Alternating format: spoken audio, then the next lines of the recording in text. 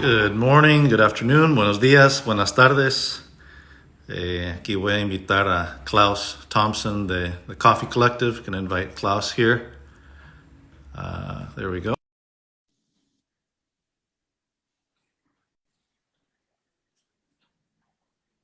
Good morning, Brent. Good morning, Chris. Good morning. Good. Or Good afternoon. It's so good to see you, Klaus. Good to see you, Edwin. Thanks for joining me, or should I say joining you? It's this was your idea, basically. Yes. Hi, Simone. I'm not going to look down at the comments here much longer. Hello, Brent, because I'm terrible at multitasking too much. But if someone wants to post a question there and you catch it, Klaus, feel free to pivot here at any moment. I'll do my best, and so will you, I'm sure. But mostly this is also just for us to get a chance to see each other and chat a little bit about this exciting project. Yes, absolutely. So it's 5 p.m. for you in Copenhagen. And it's raining outside, so you might be able to hear the raindrops on these Danish tops windows that we have here in our new office space. Yes. Yeah. And so what happens in the new office space? Who all is in there and what happens there? Well, right now I'm alone in here. There's Okay. there's a few of the staff members downstairs still, but yeah, this is our administration, our office where we hang out and plan our schemes and try to maintain a business in this crazy day and age. Mm-hmm. We moved up here during Corona, I think it's about half a year ago, and Okay. it's a fantastic space. You can see behind me here. It's a beautiful top seating space of the building that hosts our roastery and coffee shop on Gottesvej. So it's basically Sure. the same big stretch of the whole long building that we have now the upstairs of. Much needed extra space for the administration. There's now ample seating for the bar managers to come in and plan things, and yeah, we can't wait to have you come visit and show you this place as well. Yes, I've actually never seen the space. I mean, I've been Yeah, downstairs and over to the yeah, side and yeah. some of your old, compressed green storage there. Yes, we still Can have that. people that Yeah. if you do not have music playing in the cafe, can people hear you downstairs walking around upstairs? No, because we actually there's a whole level between us now, so we're on the second Hmm. floor now. Oh, But yeah, so it's yeah, we used to have our office on the first floor, which was about half the size of the building, and now we taken over the second floor instead and got the whole length of the building. So yeah, okay. nice place, and we can't wait to have you come visit us again. You've been here, Yes. is it 2 or 3 times? I think three Ah, times.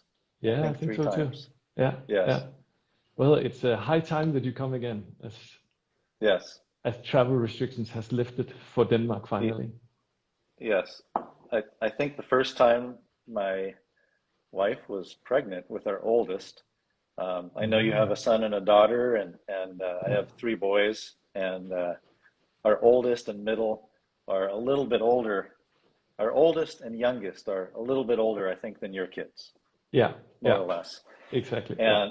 And so I think the first time it came, our oldest was not born yet, Uh, and he just turned 13.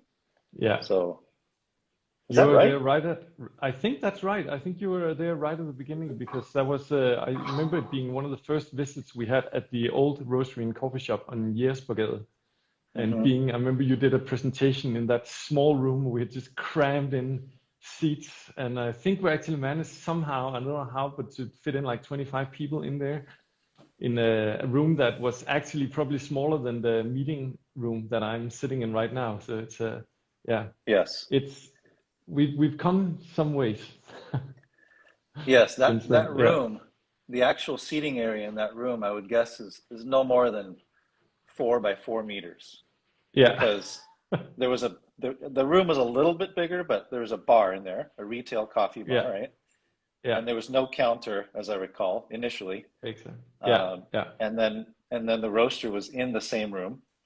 Yeah. And so I needed to kind of stand next to the roaster to not be in the middle of everyone.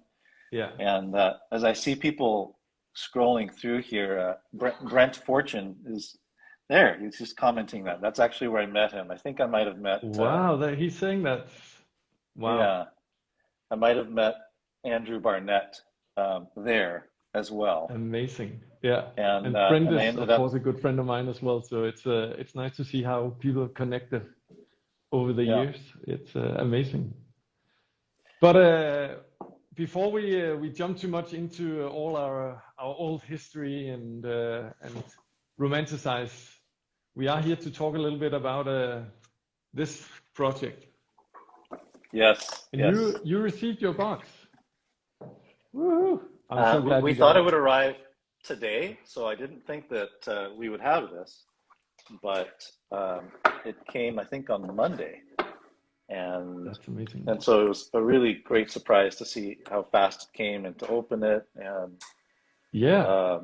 it's quite surreal to open up a box that excuse me, that looks so nice. And you know, it just has your font and just the great Yeah, of course, design it's all here. Just with, mirrored for you people watching. Sorry about that, but yeah, it basically says Vista Hermosa Variety Garden, and I mean we really don't want to take too much credit for this because you're the ones who planted the variety garden and made this possible. So I wanted to hear actually a little bit about like you talked about it a little in the past, and obviously I know some things, but tell us a little bit about how the variety garden came to be. What happened? sure. Well, I initially thought it was a great idea, but it takes so much time, you know, for you working both in retail and roasting wholesale, and you're buying coffee from us and others around the world, you're making decisions that have different time spans. Hmm. And so the decision of planting is a very broad time span. And so there's Yeah, a because lot of weight. it's quite a few years from you actually plant the seed until you can expect even the first harvest. Yes, we can usually see fruit in 3 years, but the tree is, you know, maybe half to you know, less than a meter, and Yeah. at best. And at higher elevations, they just grow slower. So we don't start seeing enough fruit that we can even pick a handful for four Wow. years. Yeah. Um, and then to get something that is a little bit more representative of the flavor, we're looking at 6 to 7 years. Yeah. Wow. Because the maturity of flavor isn't present yet. Yeah. I mean, it's just like anything. It's just like you and I, you know, we may be able to walk around at a certain age, Yeah. but we're not ready to drive. Yeah. And Yeah. and so the complexity really doesn't come out in years 4 and 5. So a lot of the complexity comes at the same time or after you start to see more volume. Yeah. And so all that to say, it was a big decision that I wish we would have started earlier, to be honest. Well, Um, that's the feeling with a lot of things. We have a bunch of those experiences as well, but it's better to get started at some point than never get started. So yeah, and I think we may have even talked about it when you visited. And I know there's a number of things that I've talked to Peter about, mhm. where he very clearly and simply, you know, has just given me a great reminder that, you know, you got to start at some point. Yeah, And time goes by, and before you know it, it's been 5, 10, 20 years. yeah, And so, you know, I really enjoyed those conversations with him as well, because we're caring a lot about the details of today, but trying to have as much clarity as possible 10 years out and beyond. yeah, And as a new business, you know, for us having that kind of conversation 10 years ago was really in the realm of dreams. mm, Well, now we can look back and say, well, here's the things we acted on, and here's the things we didn't. What do we want to do today? yeah, Um, So the short story though is I wanted to do it earlier, but it didn't happen, and I wanted to do it for reasons of curiosity, Yeah, and just learning how these varieties um, would do in terms of cup quality and resilience to different pests, and now obviously to Roya, yeah, um, and what is going to produce a good yield as well, yeah, because yeah, part of sustainability is that the economics have to work. yes, And if you have the most amazing coffee in the world, you can do the math where you can have a green at $20 a pound that actually is not economically sustainable. yes, Um, and that can be a mix of very low yield, or maybe it's produced in Hawaii, a U.S. state, yeah, yeah, has U.S. minimum wage laws and they're yeah, enforced, and so actual cost of production is higher. Um, and so taking all these things into consideration, I just had curiosities. My dad, on the other hand, I think was also carried away by some of those things, but he was more yeah, intrigued by the romance of having a garden that had yeah, all of the varieties. Maybe without thinking through the yeah, next steps, he just knew there was value, um, yeah, in, intrinsically in taking those steps. So it was yeah, actually my dad who started. I yeah. was absolutely committed to doing it, but before I started taking steps, all of a sudden my dad said, I got it going." I said, "You got what going?" He says, "The garden, the variety garden." "You did. We didn't talk about this." He's like, "We've been talking about it for years." Yeah. Okay. But did you have a uh, little bit that like how to say like a kickstarting moment of it finally happening? Was that due to the Roya destroying a lot of the harvest? Was that what made him say, okay, we need this garden, or did he just start it? that was definitely a part of it. Yeah, I think that triggered because I had given him some specific reasons why I wanted to do it, and that made a lot of sense to him. So yeah, he didn't need to think about it anymore. It's just, okay, we need to do it. yeah, Um, and so that wasn't the only thing, but it was probably a pretty big trigger, yeah, um, yeah. because that's been very, very challenging for us. This is, But sometimes you need maybe, those kind of disruption moments to get things going.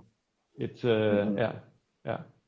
It's kind of like Corona these days have been a little bit like I'd say like kickstarting different things and getting progression happening. As terrible as it has been, it's also mhm. initiated some other things. Yeah. So when he planted the garden, did he just plant the same amount of each trees? That's something I've been wondering about because I've seen on our end that the yields are quite different. So more or less. So the yields are different more because of the different timing of when each of the varieties were planted. And so we have higher Yeah. yields on what we planted first. And Yeah. Okay. so So it I wasn't all planted anticipate, at the same time. no, no, Yeah. we've been slowly adding, and so of all of them that we sent, you ended up selecting 10, and I think it's a really great selection. Um, it's hard to pick. I want to taste something that's Yeah. really interesting and delicious, but at the same Yeah. time, I also appreciate things that I don't love the flavor of, but to learn and understand. Yes. You just So just think, see, talking to, yeah. yeah, this is what I found so interesting with the cupping because we have of course tasted this for the past at least 2 years that I can remember. Maybe no, I think it's the Yeah. last 2 years that you've sent a sample. Last year we assembled a mixed lot of basically all the varieties and sold it as the variety garden mixed lot Hmm. because there was just too little of each of them because it was still an early stage that we could like roast them individually. Hmm. And when we received them this year, I was so happy to see that we finally like a decent amount for each of the micro lots, so that we could Hmm. see and we can start envisioning this thing to happen.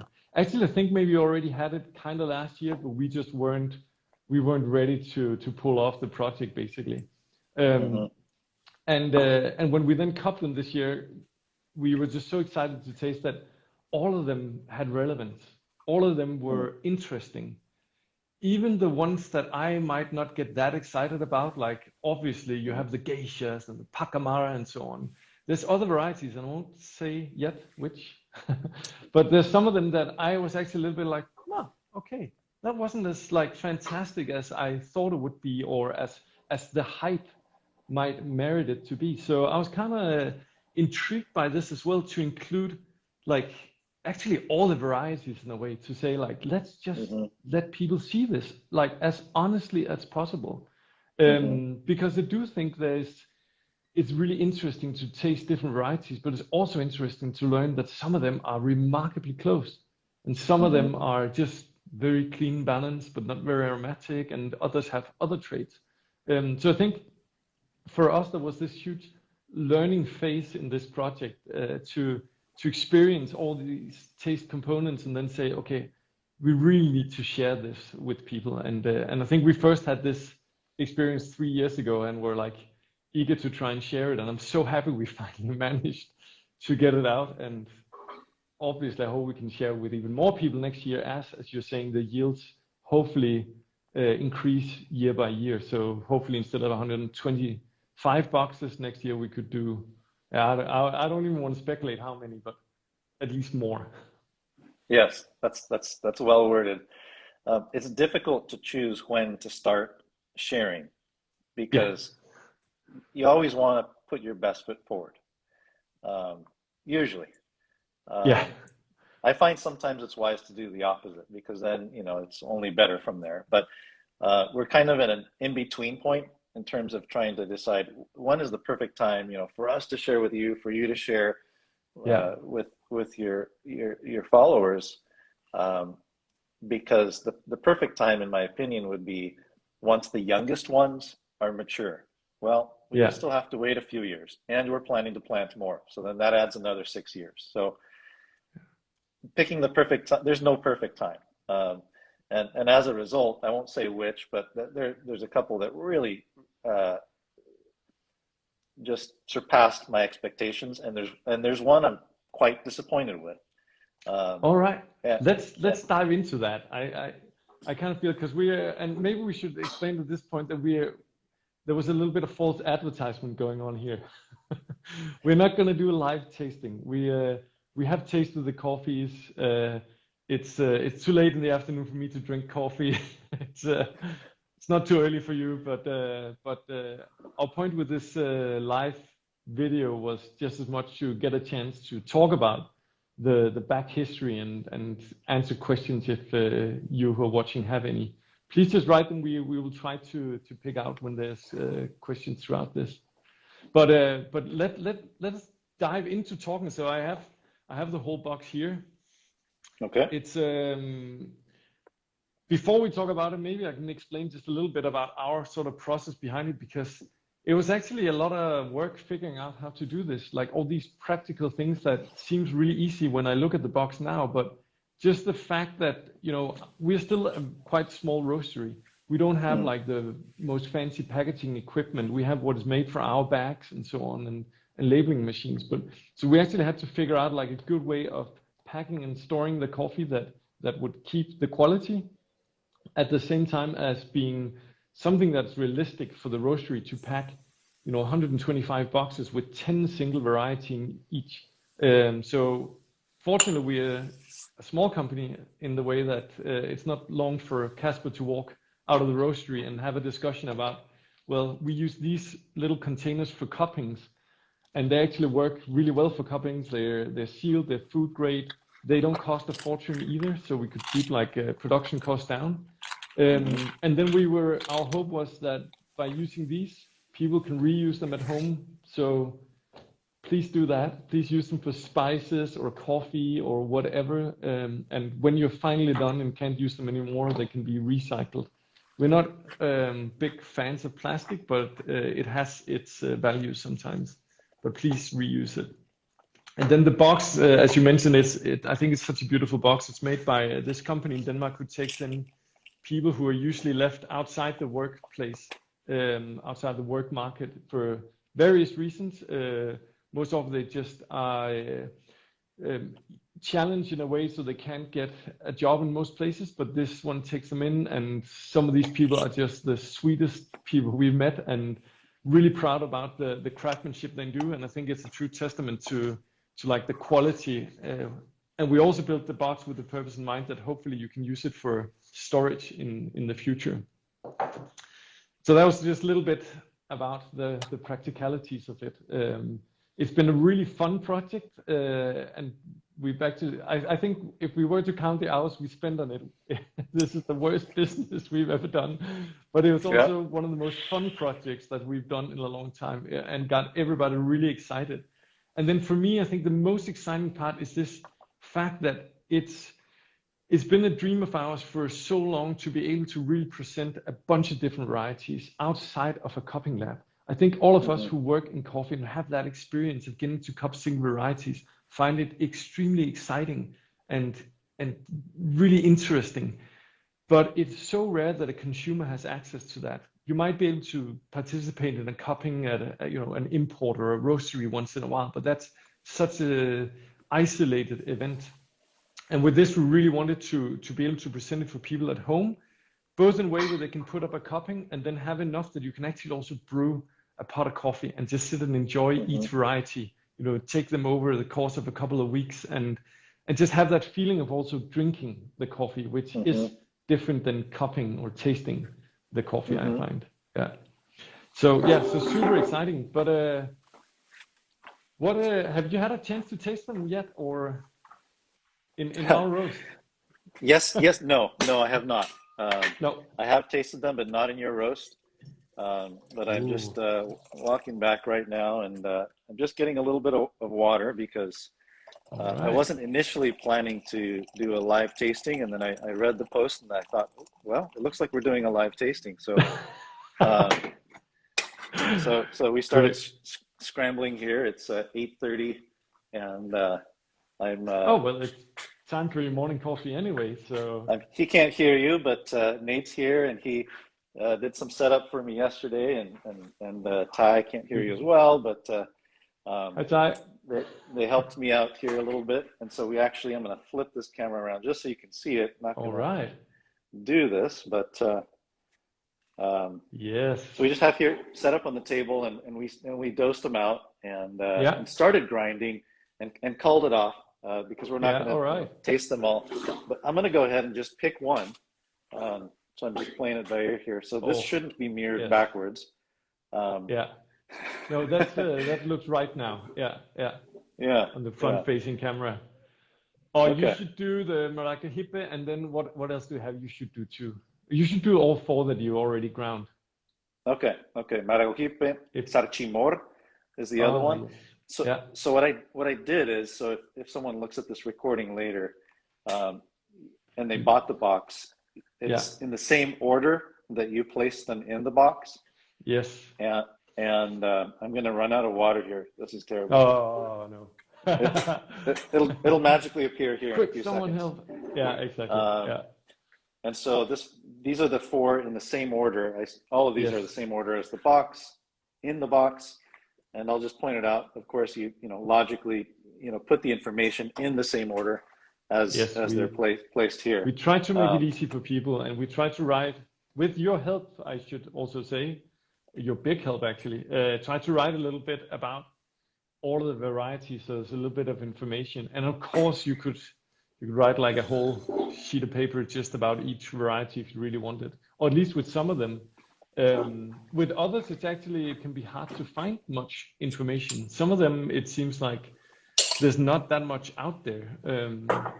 So when your dad decided on these varieties, how did that actually happen? Did he go to like a local place and just bought seedlings, or did he buy seeds, or how does that whole process work? Did you smuggle in seeds? You're gonna get in trouble with all of the above is the answer. Yes. All of the above.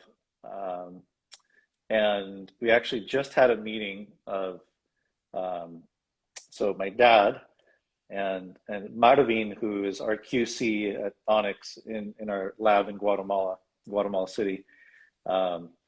he's been brainstorming on what he recommends for next steps on how to get seed and what to plant where, which has been great because he's not an agronomist, but he does talk to a lot of agronomists. Yeah. And he's been working with us for a few years. And prior, he worked at a dry mill where they were working with many hundreds of containers, and most of the coffee that came in was brought from farmers who many of them were innovating and asking questions. And so he's got a unique position in order to be able to get the kind of information we want to help us think through and ask the questions that we may otherwise not ask. So we've gotten seed from neighbors. We've gotten seed, that we trust, that we feel are very meticulous. That's a very sensitive topic. Where do you get the seed from? Because it's a very committing decision. So it's not a decision you want to make lightly. Because even though it's one variety, the conditions that have created that seed needs to be good as well. You can have it with a variety, but if it's been in bad soil, using heaps of chemical fertilizers or all these other things, then it might not be the best seed to take on. Exactly. I'm just glancing over. Nate's holding the timer so I can catch this at the right time. I think the temperature's good, the ratio is good. So I'm going to break the crust in about a minute. So we also got seed from Ana Café. And so that's going to be the bottom center one of the selection. The Ana Café 14. Yes, and so the Ana Café 14 is a pretty interesting one because it was specifically developed with an objective, I guess a two-part objective of you can see the beans are a little bit more elongated, and they, in my opinion, they can look a little bit more geisha-like, perhaps. They're just longer and narrower, and the density is a little bit. It's more than geisha, but it's a little bit less than the rest of them. And I'll just pick another one that, in contrast, you can see the density is higher. And so I haven't tasted your roast of this, but I can see there's more wrinkling in the bean in this Catimor than there is in the Ana Café 14. So the objective with the Ana Café 14 is to have something that both produces a good quality in the cup, that's going to be in the same space with a Bourbon or a Caturra, but that has better resilience and is going to essentially be a choice that will provide more yield longer term. All right, time for the break. I just gotta get into it. You can talk here. I'm just gonna smell through more. Well, I'll say I found it quite interesting, but I know that in a lot of countries you have like these laboratories. I know that the original geisha grown, or not the original, but the geisha grown at La Esmeralda in Panama, where with the Petersons, that one came from a laboratory in Costa Rica. I don't know if the laboratory is actually the right term, or like a bank, a seed bank, I guess is more accurate. Did you have access to a seed bank like that? Is there Ana Café? I remember you showing me this. They have a lot of varieties, but do they readily give that out if people come asking for like weird, strange varieties? Are they like, oh yeah, we'll pull one out, here you go, or? Yes, they absolutely do. Ana Café has really come a long way. I think they were very good at research. They've always been very good at research, but sharing it is a whole nother thing, because, and it's not about being greedy to not share learnings. It's more about the weight and responsibility. Knowing that you're a producer organization. If you grow coffee in Guatemala, from 20 years ago to today, the numbers have varied from 65,000 up to 150,000 plus, and now I'm seeing the number 125,000 farmers are going to see what someone that works at Ana Café in their lab says and make decisions based off that, Yeah. even if they Yeah. are just speculating and it's an opinion. And so all that to say is you don't hear a lot of speculation coming from Ana Yeah. Cafe. And you But the shouldn't research is valuable. experiment and yeah, and you shouldn't experiment and play around with people's livelihoods either. When Hmm. it's something that directly affects people's income, it's yeah, there's a lot of risk involved. I guess this is the same reason why Ana Cafe for at least a long time wouldn't allow any natural processed coffee to be exported. Like it was only rush coffee, which I Yes. remember to a lot of roasters like, oh, that's crazy. You should like there's beautiful naturals, they should get out. And but on the other hand, I actually really understand why like you're trying to protect the brand and identity of a company and ensuring that these farmers will benefit long term. I think since then they have opened up somehow. I can't remember what like the regulations are now. You can at least export naturals, but Yes.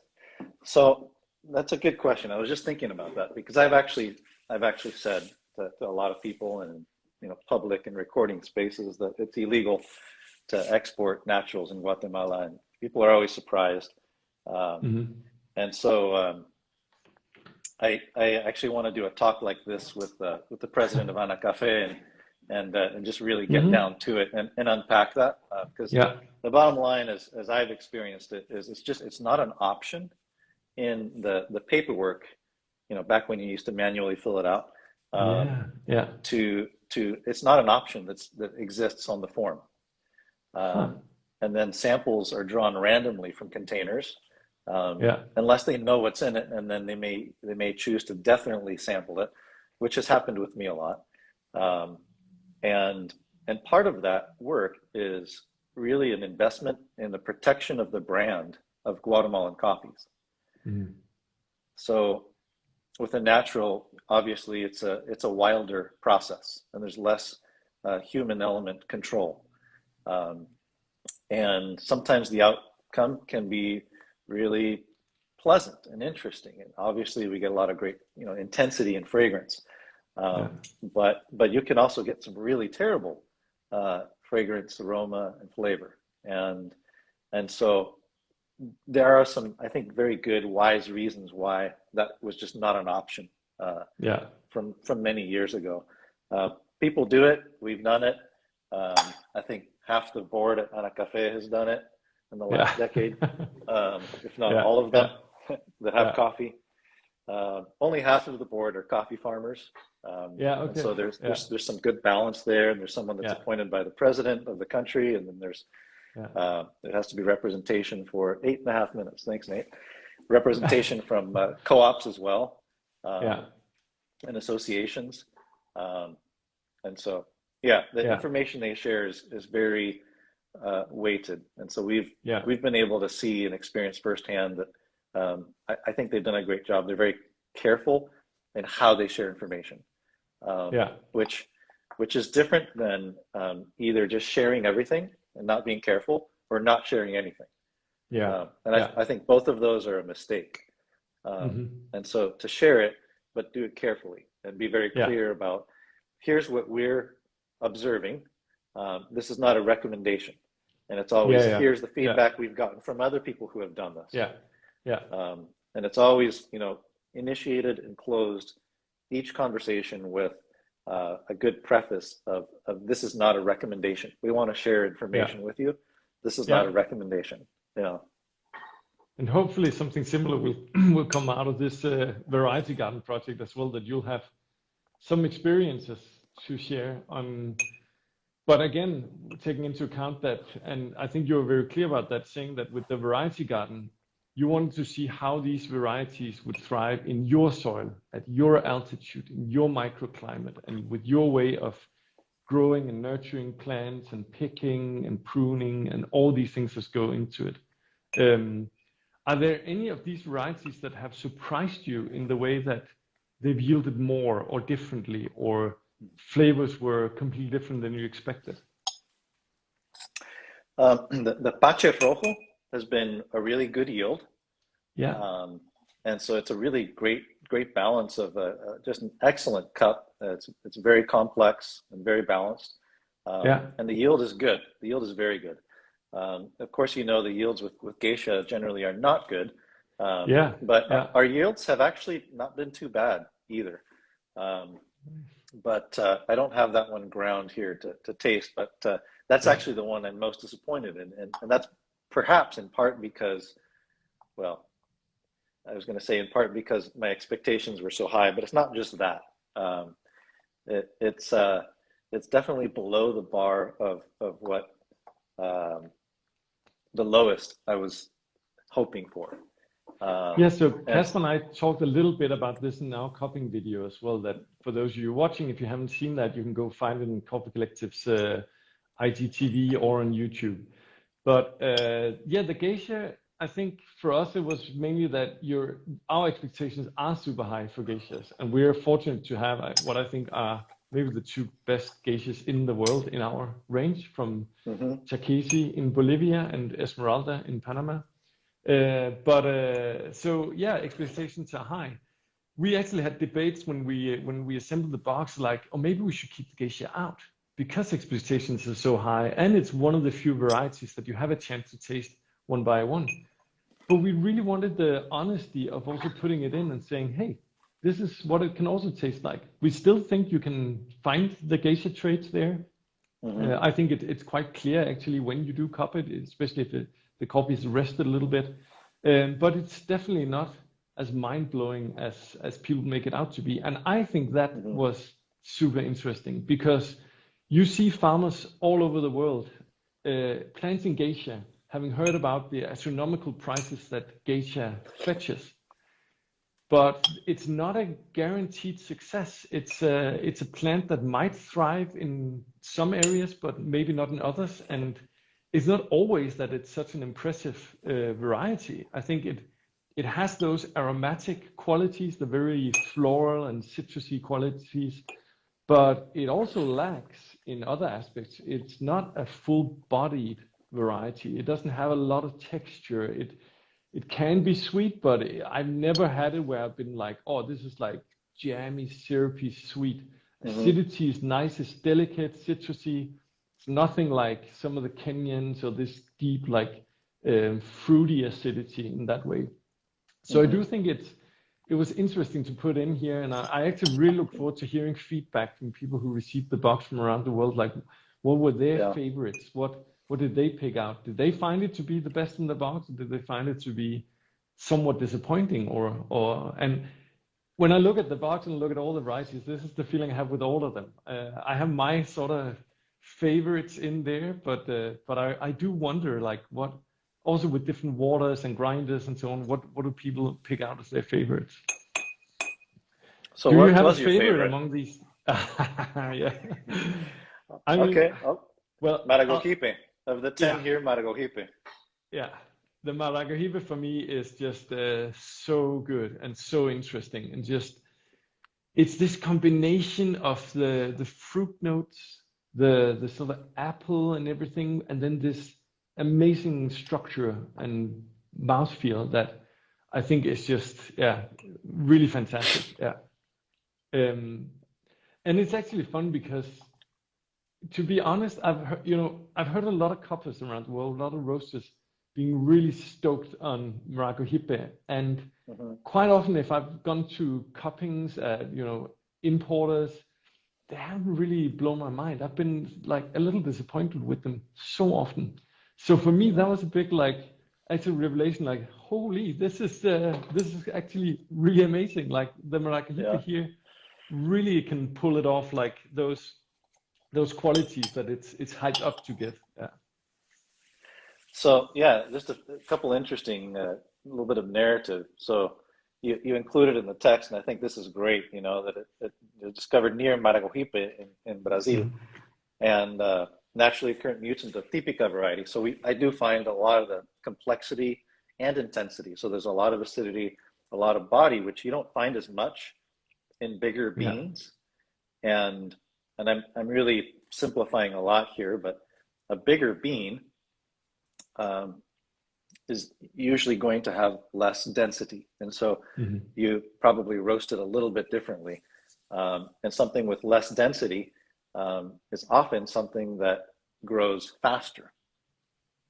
Yeah. And so most coffees at lower elevation, from the beginning to end of harvest, it's a tighter window because it develops faster. And so And it something that creates has, less complexity. yes.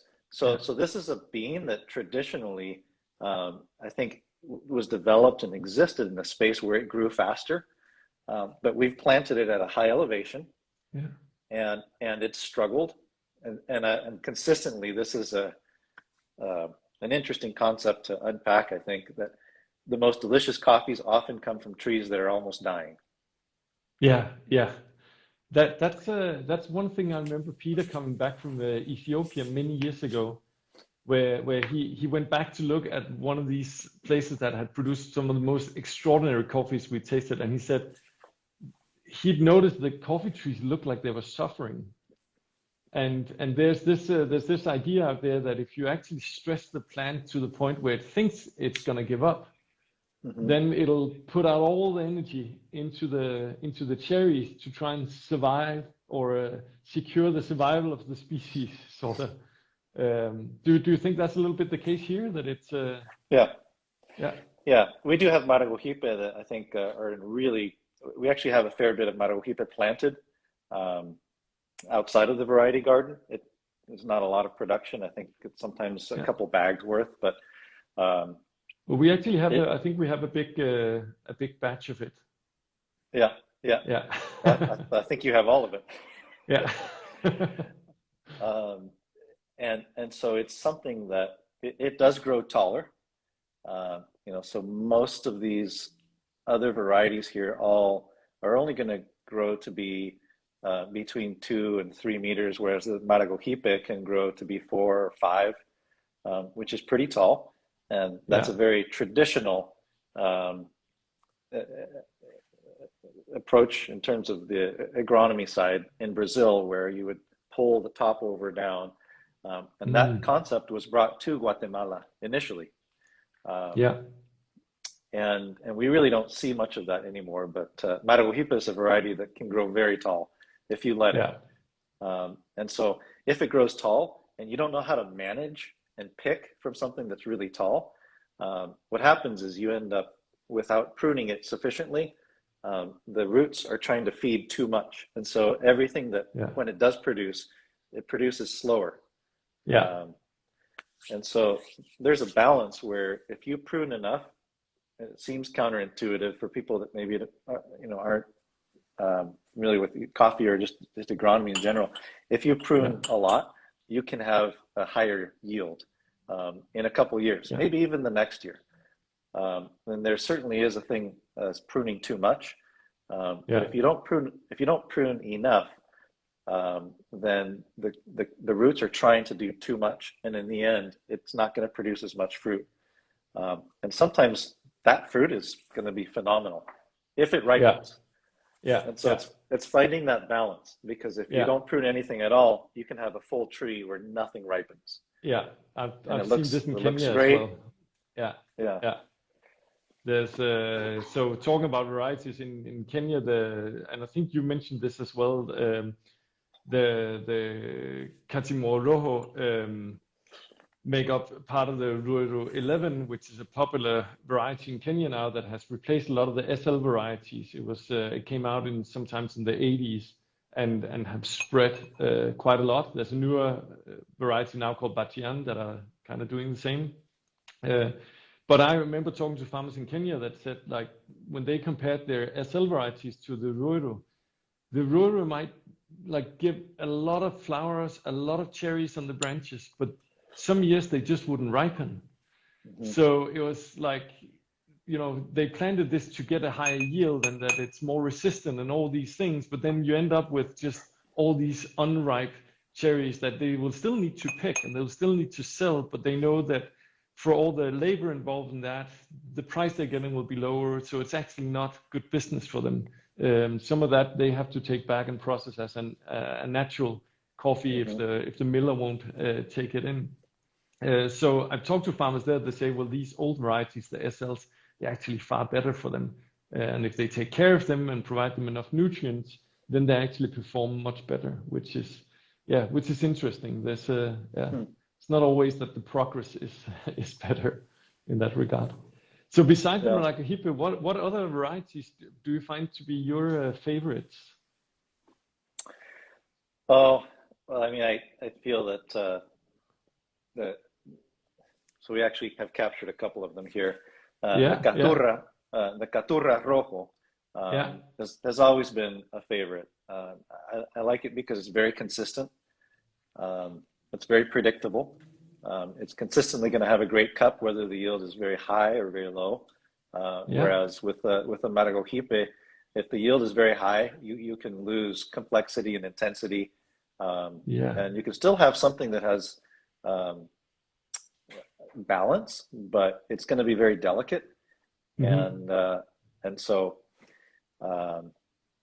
it's more like in the geisha world. So if it's delicate, then you're searching for something that's nuanced and interesting and Yeah, subtle. Where what I like about Caturra is you reliably have a mix of complexity, and obviously the picking and processing has a lot to do with it. But from in terms of what comes from the bean itself, um, we have a lot to work with. Um, yeah, yeah. in a way, to put it in terms of maybe brewing, I'm sure people have asked you all the time, how should I make coffee? Um, and I wrote a whole people book say, about it. you did. You just put out a book, and oh my goodness. Yeah. And so I don't overthink that one. I just say, well, I just turn it around and ask people how they make coffee. Yeah, And a lot of times I find people will say, well, I make a French press. It takes more time. It's a little bit more fussy, but it's probably not the best way. And my response is, yeah, it's probably not the best way, but again, maybe it is the best way. Um, hmm, and and the reason I say that is because it's very forgiving. yeah, You're going to way over and under extract a bunch of because your grinds are not consistent. So you've got all kinds of flaws, but it's all there, and it's going to yeah. come to you in a balanced way. And so if you under or over extract because of your grind or your temperature or your ratios, Hmm. you can mess up a little bit, and you're still going to have something that's going to be pretty solid. Yeah, Um, so if you're not searching for perfection and precision, it's very forgiving. And I think that's probably the greatest value that comes from Caturra. yeah, It yeah, gives us a flexibility, and in a space where yeah, there's so many things that we can't control, yeah. that's a really meaningful value. That's really interesting point because I think from from our end of the table, we don't think that much about how the varieties perform in different years and what you get out of it. But of course, when you're producing these coffees, that's a huge part of it to think about, well, how will they perform also in the bad years? Also, when you didn't have optimal weather conditions or you couldn't dry it in exactly the way you wanted to, or these other things. So yeah, that makes a lot of sense. Yeah. So I want to talk about some of the more, how can I say, disappointing varieties, if I can say Yeah, that. sure, Some of the ones sure. that, Yeah. so actually there's one that, well, first of all, I think for me, the Anna Cafe was kind of not like rocking my world, to say. I thought it Hmm. was a super nice, elegant coffee. Like there was nothing wrong with it at all. But I Hmm. was also, I don't know, when I saw it first, like, oh, Anna Cafe 14, and never heard about the variety. And you go in Hmm. again, expectations where you at. Um, for me, it was just kind of very sort of like very clean, but also, yeah, slightly boring in a way. Do you find that, Hmm. or yeah? Yeah, yeah, absolutely. Yeah. Uh, and so when you're cupping and it's not blind, sometimes you're searching for Yeah, answers, yeah, like you're hoping to come to certain conclusions, uh, or you're trying to find justification. yeah, Um, and so I experienced that. I didn't find in the cup something that I was really excited about. I thought, okay, this is okay. yeah, Um, yeah, and so I just stepped back and was thinking more of the other values and searching for, what's going to be resistant to leaf rust and kind of yes, have that similar aspect that I mentioned with yeah, Captura, where yeah, it's going to be a consistent and steady producer that the quality may not be your shining yeah, star, but it's going to have a very solid floor that it won't go below. And so from that perspective, I feel that it's a good investment into the future. And so I'm not recommending anyone plant that here. But we are planting more of it. And I think it's a good risk mitigator. But so what I wanted to add to it was that, so this is my impression from at least the first two cuppings we did of it before we assembled the box. And then Casper and I did a second round, actually from, to make the cupping video. We actually had saved samples from our first round of cupping. And with a little bit of rest, suddenly that coffee performed much better.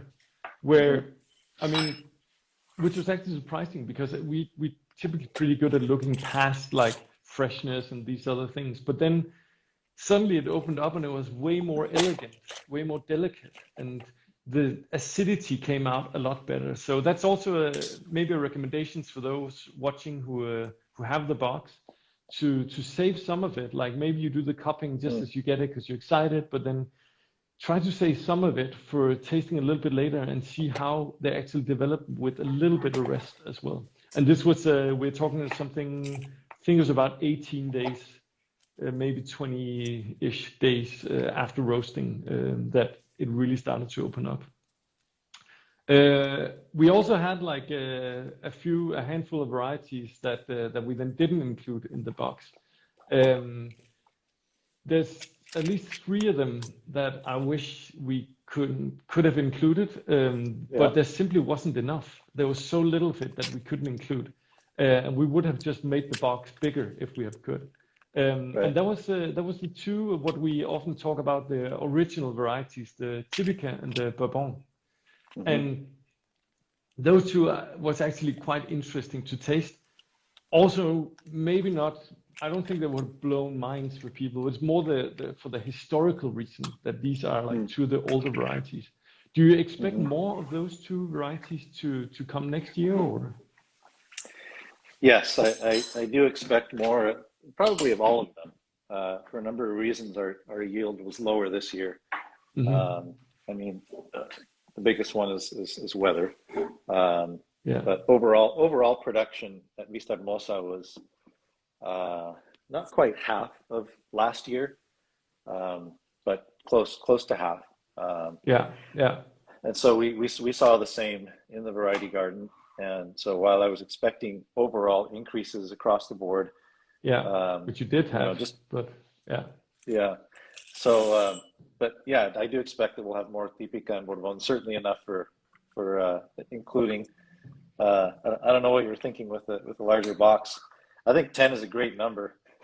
10 is a good number, but it would also be fun. We really hope that we will do this again next year, but it'd be fun to have different varieties, you know, not just the same 10 varieties every year, but to try and change as you get more or less. And I'm not sure if people know this, but I think we bought all of it, everything from the variety garden that you had for sale, all the stuff you didn't keep for yourself. But and we have absolutely good uses for all of it. Some will be roasted as exclusives for some of our wholesale customers. Others will be blended as we did.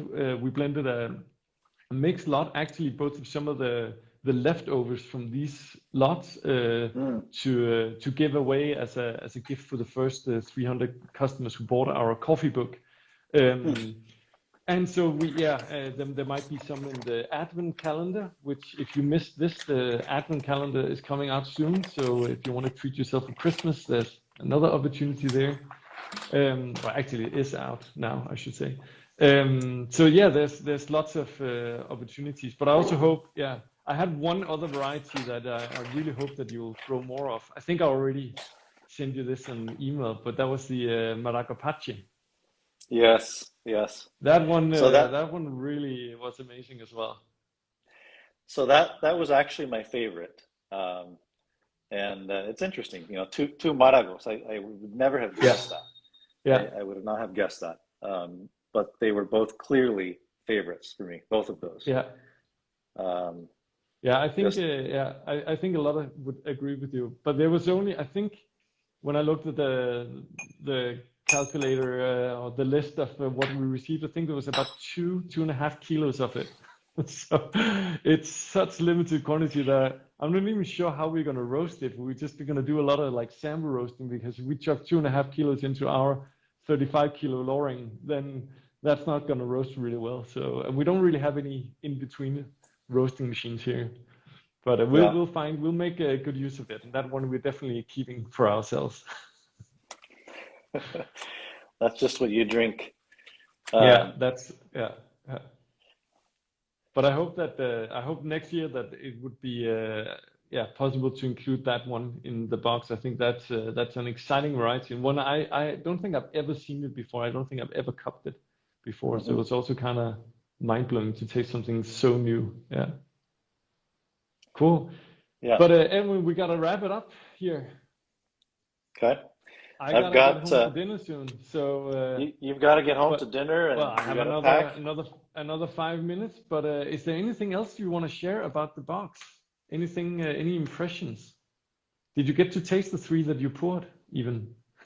Yes, I tasted the four, Yeah. and so it's the Sarchimor, Caturra Rojo, Maraujip, and Pacamara, Nice. and just really There they quick. are. Yeah, let's go So through them. I'm finding in the Sarchimor, the first one here. So I'm definitely getting a lot of flavor that I expect in the Via Sarchi, and it's got a leathery trait to it. Yeah. And that's not something I get excited about, but there's a lot of sweetness, a lot of acidity, and really good body. The Caturra Rojo, I already shared some comments on that. This to me is I use the word chuggable a lot. It's a coffee that I can drink more than a cup of and enjoy it. Yeah. Which one was that? You said the Caturra Rojo or the Caturra Rojo. Yeah. Yeah. And I say chuggable in contrast to a sippable. Chuggable. I think for me that's I completely relate to that word. That's actually one of the words that I remember we originally, when we started buying your coffee from Finca Vista Hermosa, was that kind of feeling of this is just a coffee that you can sit and really enjoy. Like you can just drink like a French press of this at home in your couch and just enjoy. It's not just a cupping coffee. It's one that a chuggable coffee, and definitely think that one has that. Yeah. This is like these chocolatey kind of tones to it, even though I know that's very overused. This one I definitely feel has some of those qualities. Yeah. So then here, these last two, this is the Maragogipe. And I get just loads of tropical fruit on this one. Very balanced, complex. And I think the thing that makes me most excited is that the intensity of acidity and body for a Marago, for a larger bean, which, it's probably hard to tell that this is larger, but for those of you who have bought a box. I think it actually is a really good image right there of how large the beans are. Yeah. It's just common that larger beans don't have as much intensity of acidity and body, but this exceeds expectations on those, and it's balanced and delicious. But I also found that it had a lot of like floral aromas. I don't know if you drink a lot of wine. I drink some, but wines with the Muscat grape, which I was told by one of my sommelier friends is the most aromatic grape variety in the world of wine. This one had something that reminded me of that kind of florality and it's a very sort of deep, thick florality. It's nothing like the geishas. It's more heavy, but this had that on top of all the other things that I found was super exciting. Mm-hmm. Yeah. Well, so the last one was the Pacamara, and I was really happy with this Pacamaras. There's a lot of really good Pacamaras in Guatemala, but it's easy to get some savory notes, and I do get a little bit, but it's not offensive. It's very palatable, and so I get just some really great toronja or grapefruit type bitters, which I like. And it's balanced with the acidity, and so that slight celery, savory, isn't the finish. I taste it, Yeah. but the sweetness starts and finish. So I like that it has a really clean finish. Yeah. But Are you it's getting clearly a pacamara. yeah, are you getting any macadamia nut in there? Because that was like for me such a like a fun experience because nuttiness can be good and bad. I think sometimes Yeah, it has a negative connotation. This was purely positive for me, just yeah, to stress that. And it especially reminded macadamia nut because that's such a fatty nut as well.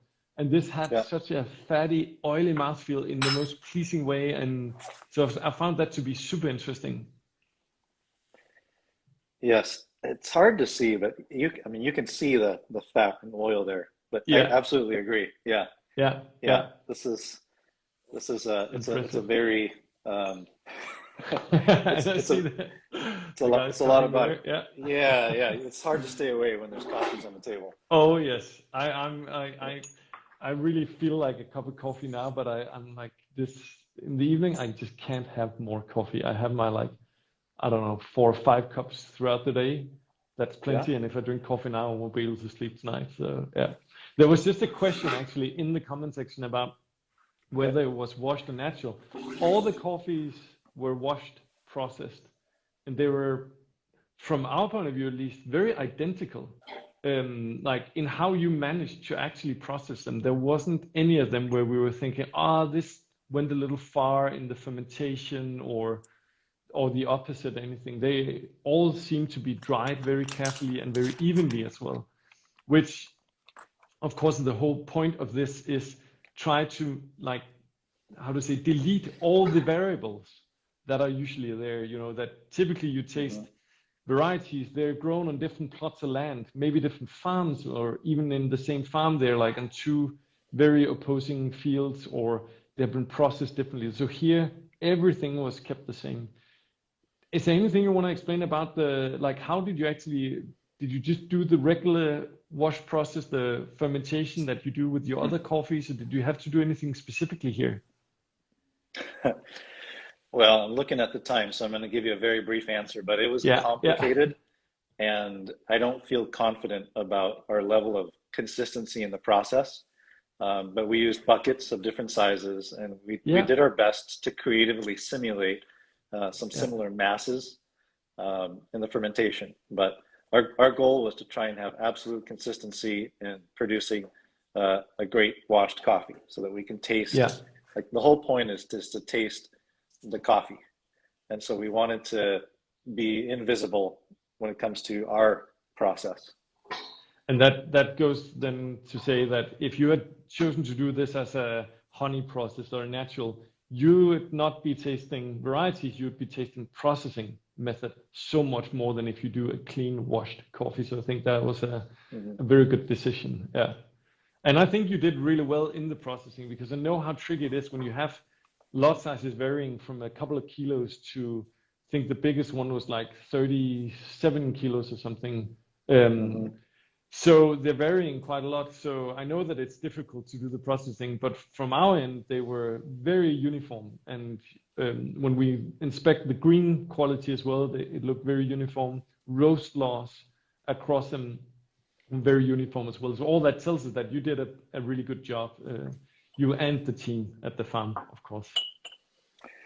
Well, yeah, absolutely. It takes a team, and it's a lot of people, and thank you as well. I really was touched just seeing the pictures on Instagram of the tower of these boxes. And you're not, this is not an automated machine bagging and weighing and dosing. There's a lot of manual work that Yeah, that was I appreciate the investment and also the honesty too, that sometimes you do things that if you look at the math financially, it doesn't make any sense at all. But it's an investment, and it's a value that goes in many directions. I mean, it's yeah, great for us. It's great for us to hear from your customers as well as we make decisions moving forward. yeah, Um, and ultimately, that's a big part of what I think sustainability increasingly looks like. It's the whole supply chain, yeah, having more understanding of the whole supply chain. And we have a long way to definitely. go, but it really takes doing things like this. Yeah. Well, and thank you for making this possible. Oh, I see you got the subscription package there as well. Yeah, so I get these coffees, but sometimes I hang on to bags, and so Yeah. we go further Oh, back. I can beat that. vintage That's 20. edition. Oh, yeah. So for those who don't know, this is the original espresso blend. What is the date on that? That's like a what? Yeah. December. That's okay. So this is actually, let's see, 12/7/11. So that's the 12th of July, 2011. Wow. So this is Wow. over 10 years. It's over 10 That's years ago. amazing. That's Yeah. amazing. Love seeing that aluminum bag. Well, thank you so Coming much in. for sharing all this information. It was such a pleasure to see you again, Edwin. I hope we get Thank to you. catch up soon in real life, either in Guatemala or here in Copenhagen. I would love that, and give my greetings to Sigadora and have safe travels. You're headed off to Milan, and you Yes, also have a book that just came out, and it's in yes. Danish, and it's coming It's out in in Danish for English now. when? I'll do the shameless plug here and show Yeah, it yeah. here. I'm asking for it. It I'm asking it for it. it you we will give you the English version, so you actually have a chance of reading it this time around, Okay. 10 years after the first one came out in Danish. But the English Yes. version is actually coming out, and it's coming out soon. So Okay. maybe that's a Soon, little soon. Christmas present for you there in the mailbox. Okay. Okay. Excellent. Well, thank you. Thank you.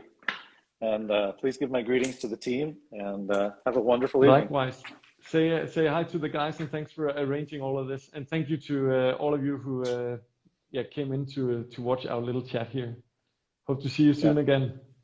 Okay. Bye bye. All right. Bye-bye.